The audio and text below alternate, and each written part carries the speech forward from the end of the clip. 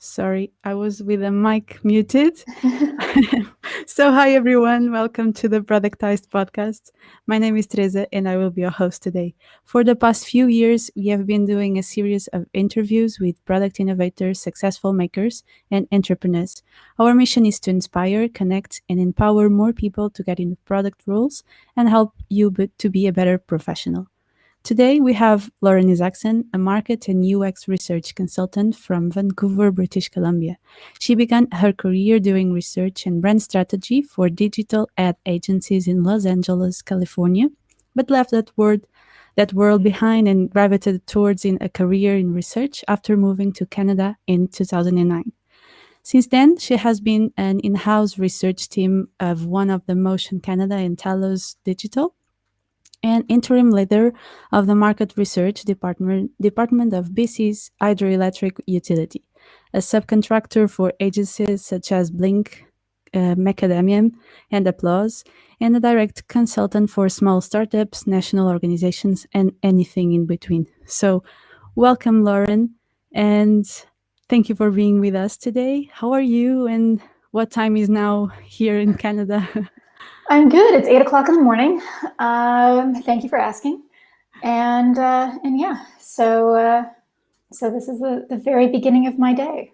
So good morning for you. We are almost finished our day, so it's good to have you here. How have you been dealing with the COVID pandemic for the past few years? How is this in the situation in Canada, and how have you had time for any adventures so far? Well, it's been an adjustment. The adventures have been local.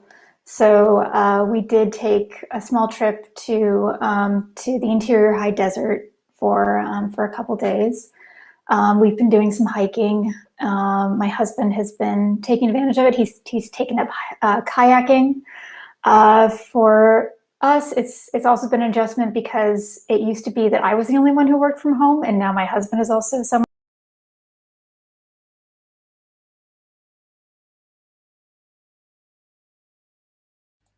Sorry, I think okay, Oh, we lost you in the middle. okay. So are Okay, we at? you were working at home and now Okay, hearing yeah, I you. used to be the only one who worked from home. Now he's also works from home, and because of that, we had to move.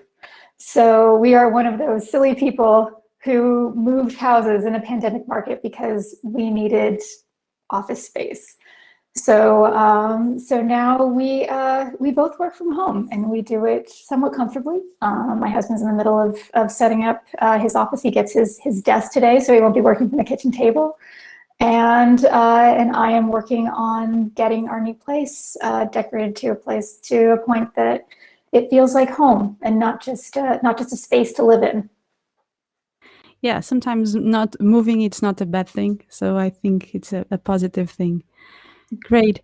And you have a mission in your life and in your company with environment. That I think it inspires us to be better in our actions too, and proves that we can help our planet in small things. So, how did idea? What is this idea of yours, and how did it start? Well, the environment is something that I've always cared about in one capacity or another. For me, it was, it wasn't something that was always top of mind. I grew up in Los Angeles. Everybody drives, and walking isn't a big deal, and the environment suffers because of that. The smog is huge. Traffic is huge. Pollution is a very big deal. But I began to kind of realize my own contribution to that. And I also began to understand that while individual contributions are minor and compared to corporate entity and more large corporation detrimental effects on the environment, that doesn't mean that I'm not about whataboutism. I believe that everyone can do something and should take responsibility for what they do. And so for that, I started when I was living in LA. I went to a smaller car. I tried to take public transit more. When I moved to Canada, I got rid of my car completely and took public transit all the time. And I also started working with volunteering and being on the board of an environmental nonprofit focused on sustainable transportation. And I've been with that organization for the last 11 years on their board. Since I started my company, one of the things that I started to do was I became a member of 1% for the Planet. I thought it was a way to kind of make that stance on the environment, but also wanting to do more official. It was a visible commitment on my part that this is what I will do with the money that I earn, and in a way that I think matters. So yeah, that's what I've been doing, and I post who I contribute to. I don't post how much, but I do say, these are the organizations that I've contributed to over the years. And so yeah, I do like being a member of 1% for the Planet. I think it's a good organization to be a part of, and you can be don't have to be a company to be a member of 1% for the Planet. You can be an individual member, or you can be a corporate entity member, and they both work. Really, really inspiring. I think who is listening to us probably will get to know what is this 1% for planet. Talking about more about you and your professional life. So, how did you get into market and UX research? What do you find most exciting of it? Well, I started when I was working at ad agencies, and I was what was known as an account planner. So as an account planner, you're doing research and brand strategy. The brand strategy, it wasn't something that I ever felt really competent at, but the research part, I was very good at. And so for me, when I was done with the advertising world and I wanted to move on, focusing on research felt like a natural pivot for me. Something that I knew that I could be very good at, and something that I felt really good about doing, finding answers rather than trying to make up something for something that doesn't actually exist.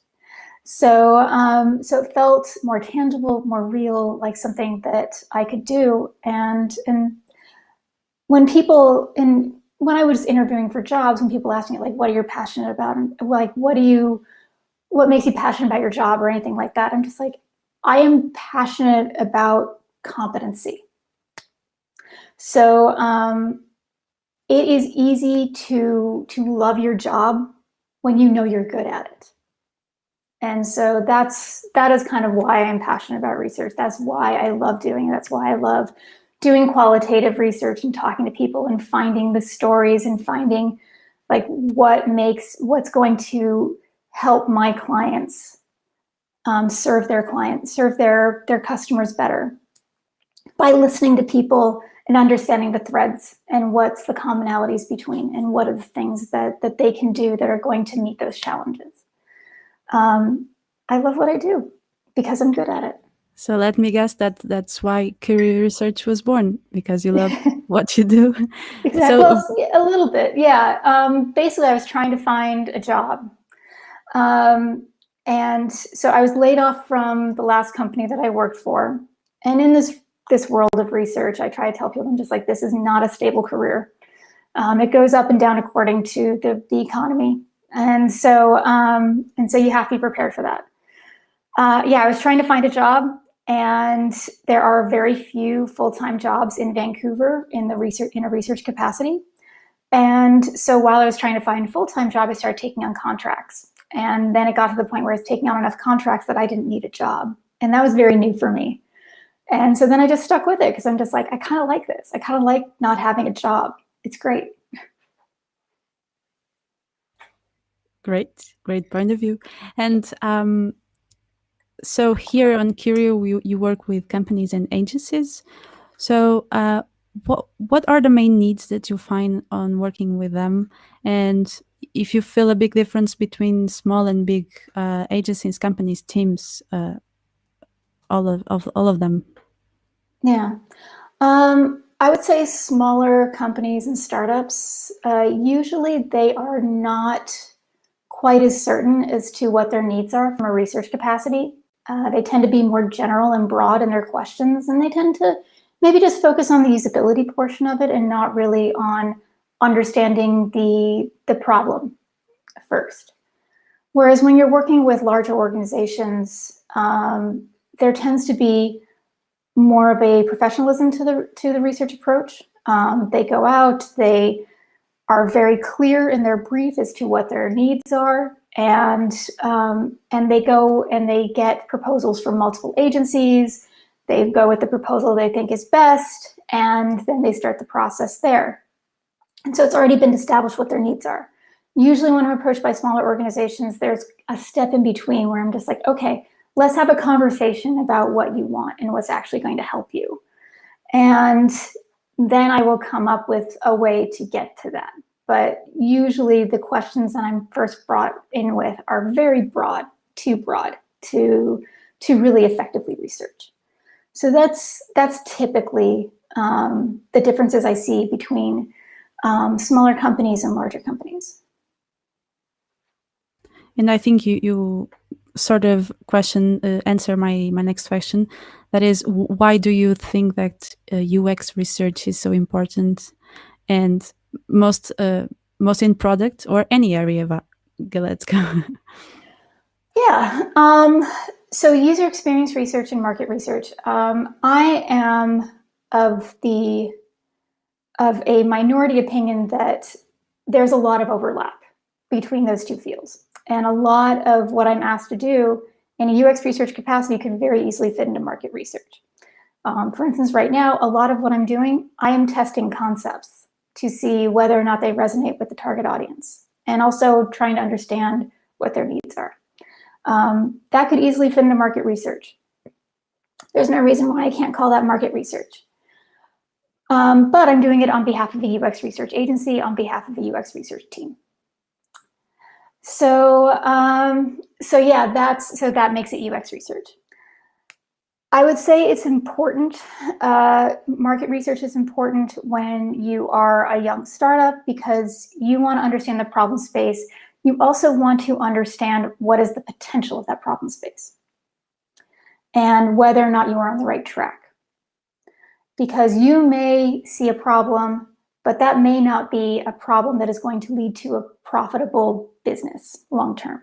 And so understanding that first before you start is great, because that means that you are not going to be throwing good money after bad. And the same is true after the fact. Research is really great for trying to figure out where you should put your money, where you should put your bets on, because you want to be making informed decisions, not gut feelings, not best guesses. You want to know. Everybody cites Steve Jobs as saying that he doesn't need research because he knows his target market better than anybody. That was not true. He had a very robust market research department, and Apple still does. Their marketing UX research department is massive.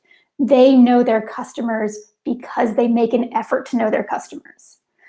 Facebook, I know, they have an army of researchers that when they do Agile, they have an army of researchers and contractors and agencies who are attacking that problem all the time. And so that is something I see. They are not making guesses. They are making hypotheses. They are testing those hypotheses, and they are making decisions based on the results of those tests. And so do you think that you can consider that a research is at some point done, or how do you measure your success, for example? Well, how do I measure my success? As a contractor, my success is that I'm asked back. For me, that's my ROI. From an internal standpoint, I feel like a lot of things in ROI, it's magic. It's it's a sleight of hand. Nobody knows exactly how much of their effort contributed to X profitability. And Like when I was at TELUS, that was the thing that I was asked a lot. You're just like, they were just like, how do we calculate ROI on this? And I'm just like, every piece of research I do is utilized and spread out among so many different teams and so many different products. I have no way to measure my time and investment against all of the insights and what those insights informed in a direct way that I feel confident saying, yes, this is how much I contributed to the success of X, Y, and Z product. I don't know.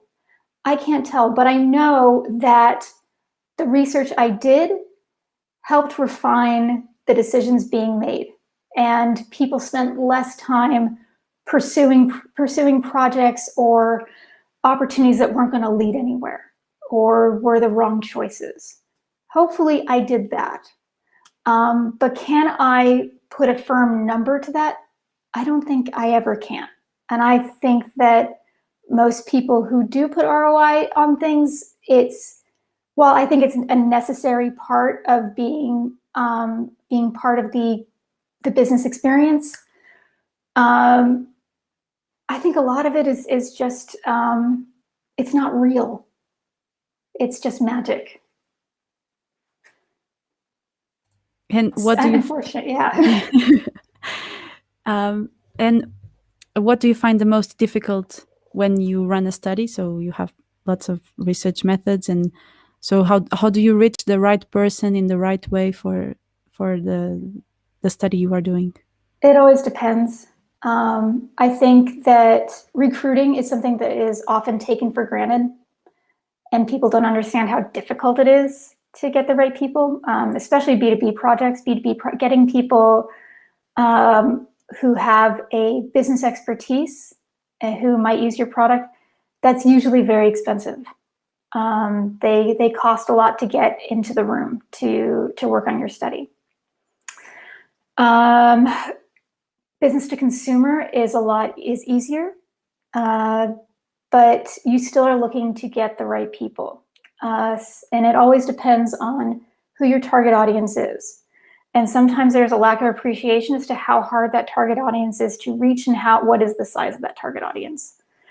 So there have been some projects where we set out to interview very specific people, and in a certain amount of time, and we've had to extend that time, or we have had to soften the requirements of who we are trying to talk to in order to get enough people into the room.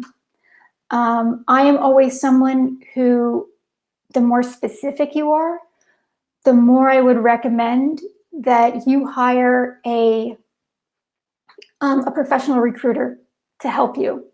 And a lot of times that professional recruiter will look at what you're doing and go, that's impossible. There's no way we're going to do that. So we need to adjust. And so they save you. They save you from spending a lot of time and money in something that isn't going to pay out. And so I love working with professional recruiters. If it is more general, then working with, say, a more self-service thing, like I think there's user interviews and Respondent.io, and there's some others that have come up that I'm blanking on. But Askable, I think, is another one. You can use those, and you will save a lot of money because you're not paying a person to help you coordinate and find people, and it's more self-serve. But the more, and I have run into this where if you get too specific, you can't find those people, and so you have to be less picky about about who you want to let into the room for the study, and that may mean that the results you're getting are not as good as you would like. And that happens. And based on your experience, do you find it is different between a digital or a physical product? Running the UX research study? It's pretty rare that I'm asked to test a physical product. It's usually a digital product. I have talked to people about testing physical products. Like back in the day, like one of the agencies I worked with, it was for a car company. And so, yeah, we would test cars. They would bring these floor models in and of prototype cars and have people just kind of like walk around and tell them what they thought about the car. There's probably not much of a difference from a research capacity aside from logistical. It's getting the products into their hands so that they can touch it and see it and feel it and use it is a bit more difficult. Whereas if you're testing a digital product, it's usually just a matter of them sharing their screens. And so that's really easy. You can do that from anywhere, and it's super cheap. There are alternatives now. AR and VR are becoming much more common. And so there are research services out there that specialize in AR and VR and will help translate your product into an AR or VR environment. And then people can test that from anywhere, depending on what the capacity is. So sometimes there are virtual reality shopping environments. Or sometimes it is an AR product test where they have translated the prototype product into a 3D model. And then people use their phones to kind of like just get a sense of the size of the product, what the size of it is in relation to their hand or relation to their room or anything like that, and what the color is and what the texture is like. And they can do that through AR. And that's helpful, but it's a very nascent technology. It's still in kind of the beginner stages. Not a lot of people use it yet, but it is available. And especially now when we're all trying to social distance, having those options to use virtual reality and augmented reality is a way to overcome those challenges. Yeah. So you have to always stay in line with the trends. Do you have any specific way to do it, to find the latest innovations, the latest trends for your work field? For tools and things like that, yeah. I mean, basically, there's research newsletters that I'm a part of that I'm on that often give webinars that are sponsored by the company, and so they're giving they're like bringing in someone who used the product and had a really successful project because of it, and it's very biased, but it is a good way to know what's out there. And then I'm also part of an organization called the Qualitative Research Consultants Association. And they have a thing called, I'm not sure what the official term is. I call them demo days, where it's a 2-hour day. It's a 2-hour webinar where they get a bunch of service providers, and each service provider gives a 10-minute presentation with a 5-minute Q&A. So very short. It's basically just like, here's what we do and this is why we're special. Ask us some questions, and then they move on to the next one. This is what we do and this is why we're special. And same thing. And so that's a really great way to get a sense of what's out there in a way that isn't as aggressive as, say, a webinar or having to like actually reach out and have a meeting with a supplier. So it's because then you get on their list and then they never leave you alone. But it is, so it's a good way to know what's out there without having to make any kind of commitments. Yeah, sure. You will be a speaker in our Productized Masterclasses on the May 28th with a talk, Chasing Rabbits, Turning Research Insights into Informed Decisions. So you kind of talked about this, but do you want to tell us a little bit more about it, just a sneak preview of your talk? Sure. So as a contractor, as someone who consults on this, and so companies come to me, they have a research question. I do my very best, and I'm usually successful at answering that question. In fact, normally very successful at answering that question. And so then I give them like the huge stack of insights. I'm like, okay, here you go. Here's my recommendations. And there's a lot of them. You don't have, and then I like hand it off and I'm like, it's been great. Thank you for the money. I'm gone. Bye-bye. And so that's a typical handoff. And so that's usually how that works. And so they're left with this huge stack of insights. They're just like, they're overwhelmed. They're like, what do I do with this? And so sometimes I am asked, okay, what are next steps? What should we do about this? And I'm just like, well, that's really up to you. You know your business, you know what matters, you know what you can pursue, you know what's going to lead to the biggest payoff. But there still needs to be some guide rails. So sometimes I can help in a capacity where we're workshopping the results and we're asking how might we questions, and then we're trying to figure out, okay, in the room together, what are some good next steps we can make off of these research insights?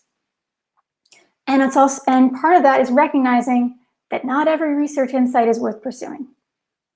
And that is an internal decision. That is not my decision. That's something that the company has to make on their own, because they know their company and what they can do and what's probably going to lead to the biggest payoff. And so in the talk, I have some options. So some of it is workshopping, some of it's doing more research, and then I have quite a few things on basically decision structures. So ways to analyze the results in a more objective way and figuring out, like, okay, based off of these criteria, these are the ones that we should pursue, and these are the ones that we should kind of table, and these are the ones that we should leave behind. So I have a few things on that, on basically what to do once you have this big stack of insights. How do you carry that to actionable steps? And that's insightful. So on May 28th, Lauren Isaacson will be our speaker, and you can join us. You have a chat here on YouTube and Facebook if you want to reach for some questions. We are almost ending our conversation, but we still have some questions for you. So Lauren, now let's leave the research and market, because I guess you have other passions. When you are not working, what do you do? What are your passions, your projects? Do you have extra work? Do I have extra work? I would say running my business is extra work. Let's see, what do I do? In non-pandemic years, my husband and I were avid travelers. So we've been to almost every continent, which has been great. So yeah, we've been to Europe a few times. Portugal is definitely on the list. Our most recent trip was my bucket list trip. We did a horseback riding safari in South Africa, and we went to Johannesburg and Cape Town, and that was great. Really enjoyed that. Japan is one of our favorite places to visit. We love going to Japan. And we love to eat. So my husband's an amazing cook. I am a less amazing cook. I like the process, but I'm very happy to let him do it. So I've started being more honest with that and going, okay, well, yes, I like to cook and I like the process, but I actually really like to eat my husband's cooking. That's what I actually really like to do.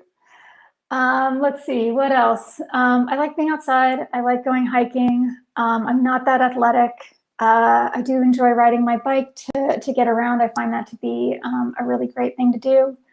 Right now is a wonderful time of year. It was cherry blossom season, and we're getting to the point where all the trees were pink, and then it was pink snow season where all the blossoms were falling, and now it's like pink slush season where all of the blossoms and petals are kind of like turning to brown on the ground. And so that's a very brief, very lovely time of year. And yeah, let's see, what else do I like to do? You do yoga? I know that. I do yoga. Yeah, a friend of mine, she is an Iyengar yoga instructor, and she teaches an online class twice a week. I do only once a week because the other one is at 9 a.m. on a Saturday. And my husband and I don't even know if 9 a.m. on a Saturday actually exists. So yeah, I do some yoga. I like to, I would do it every day if I could, but it's harder when I'm in the middle of a project to find the time to do that. So you can find a great work-life. Do you find that you have a great work-life balance, or? not so? It's hard to Between, have a good work-life balance when you have when you really love your job. So yeah, my husband, he does say, you work a lot. You probably work more than I do. And I'm just like, that can't be true. And he's just like, no, you're like working all the time. And I'm like, yeah, I guess you're kind of right. So yes and no. I do work a lot, but I also kind of own my time, which is really nice as a freelancer. So I can take off time to do what I need to do, and as long as the work gets done, everything's good. And so that's something I really like about being independent, is that I'm not beholden to anybody else's schedule, which I appreciate. yeah. And do you envision something for the future? Let's say in the next 5 years, do you have any plans on your bucket list? Gosh, my bucket list. We definitely want to travel again. Italy's on the list. I think it's high time that we went to Italy. So I don't know, after COVID's done, I think near term, my husband wants to do a road trip on the east coast of Canada. We haven't explored that very much because it's farther away than you'd think, and it's actually pretty expensive to go from one end of the country to the other. But yeah, it seems like now, since we can't really go many places, exploring the east coast of Canada is probably, now's the time. Yeah. So you are most than welcome to come to Portugal too if you want. What are the essential characteristics that someone who wants to start a business needs to have? I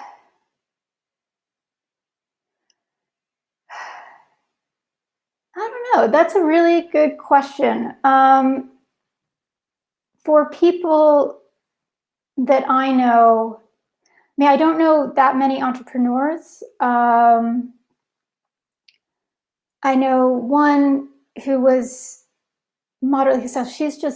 She's a very special person. I mean, she's just very solid, very hands-on, very extremely capable, like very trustworthy. From my capacity, if you want to start an independent business, if you want to become an independent contractor, something that I warn people about when they are thinking about doing this is that they need to be able to withstand about a year and a half of unstable income. And at first I thought it was just me. I thought that I was really bad at this. I thought that because that first year and a half, it sucks. You don't know where the money's going to come from, and you're blind in a dark room, and you're just grasping at any lever and just like, I know the money lever is here somewhere, but I don't know where. And then occasionally you get lucky and you pull one and you're just like, oh, great, money. Maybe I'll just keep pulling that. And you try and find other levers that wind up in money, but you just never know where you're pulling until that year and a half. And then you start to understand, oh, these are the levers that will result in money. And I thought it was just me at first. And then I talked to another friend of mine who also started a consulting business. And she was just like, God, that first year and a half. And I'm just like, oh my God, yes, that first year and a half. It's terrible. And so when people start, I'm just like, you have to understand that this is the reality. You are going to go through a year and a half of very unstable income. And so if you can get through that, you're going to make it. But you need to be able to get through that. And for me, I was really lucky when I got laid off. I got laid off with 6 months severance. I'd never seen that before in my life. I also had a husband. Well, actually, at the time, he was taking a break. And so we were both unemployed together, which wasn't ideal. But I also, last year it was really hard. So I had about 6 months where I didn't have any work at all. That was rough. But I also was prepared for that. So I had a cushion of about like a decent cushion that I could rely on. I also got a loan from the government that helped keep me going. It would have been a lot harder without that. But I also know that worst comes to worst, my husband has a great job and it's not going anywhere. And so I am privileged in the fact that I know I'm going to be okay, but I am prepared to weather a significant storm. And last year was a significant storm. And so now I'm trying to rebuild off of that. Do you think the same qualitative and quantitative research techniques and analysis can be applied in the same way in UX marketing and advertising? Yes. Yeah, they absolutely can. So yeah, if you have the skills, you can cross-apply it, no problem. I tell people this all the time. I'm just like, once you have the skills, all you need to do is you are applying the same skills to different objectives, and you are always meeting those objectives, but you're using the exact same skill set to meet them. You're using it in different ways, but you're using the same skills. So I think there should be a lot of fluidity between market research, between UX, CX, and MRX. I think that there's like, I roll my eyes when every time there's like a new pair of X's that comes up. And I'm just like, it's the same thing. It's the same thing. You're just trying to meet different stuff. You're using the same skills. So and I think, unfortunately, from a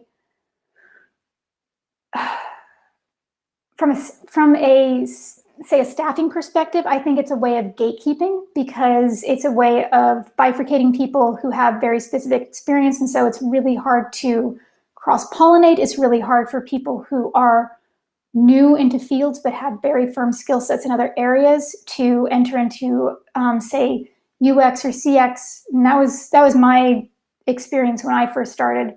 Was people would look at me and just go, you have lots of experience as a researcher, but you don't have any UX experience. And I'm just like, I am really sure I can do this work.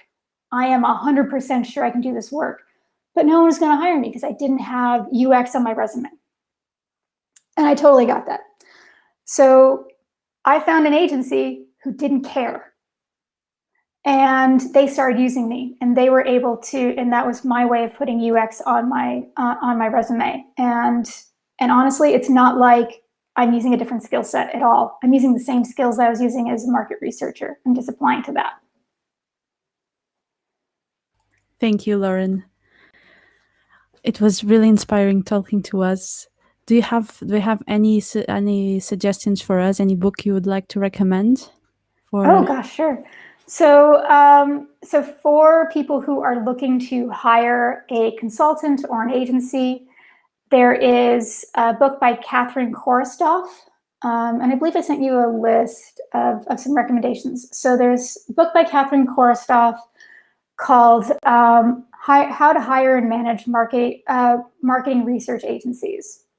And that's a really great book. And it's a short read. I mean, it's a thin book, but it has really great advice on like how to narrow down specifically what you want to get out of this, how to select a good agency, how to select a good agency partner, how to manage the research process, and what you should be expecting from that research process. And just because it says market research on the title doesn't mean that it can't apply to UX research. It totally can. Another thing is probably there's Naked Statistics.